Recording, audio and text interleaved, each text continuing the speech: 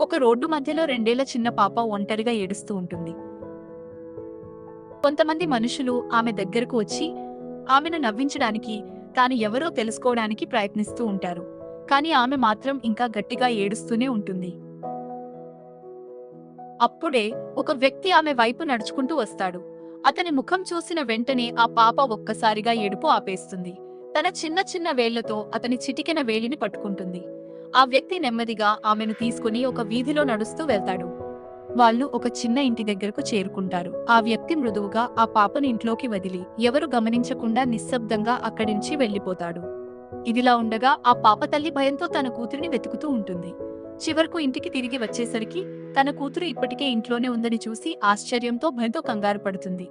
ఆమె దగ్గరకు పరుగెత్తి వెళ్లి గట్టిగా కౌగిలించుకుని ఆమె ముఖాన్ని ముద్దాడుతూ కన్నీళ్లు పెడుతుంది. ఎక్కడికి వెళ్ళావు?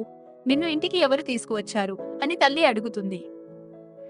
ఆ చిన్న పాప అమాయకంగా నాన్న అని అంటుంది. అది విన్న ఆ తల్లి ఆశ్చర్యంతో, భయంతో, బాధతో అలా నిలబడిపోతుంది.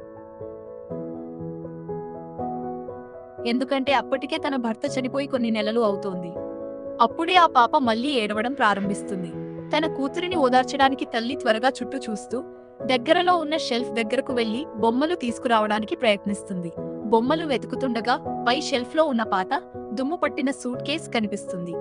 ఆసక్తిగా ఆమె వెంటనే ఆ సూట్ కేసును తీసుకుని నెమ్మదిగా తెరుస్తుంది. అందులో చాలా పాత క్యాసెట్లు ఉంటాయి. ఆమె మృదువుగా ఒక క్యాసెట్ ను తీసుకుని టేబుల్ పై ఉన్న పాత టేప్ రికార్డర్ ను తీసుకొస్తుంది. ఆ క్యాసెట్ ను టేప్ రికార్డర్ లో పెట్టి ప్లే బటన్ నొక్కుతుంది.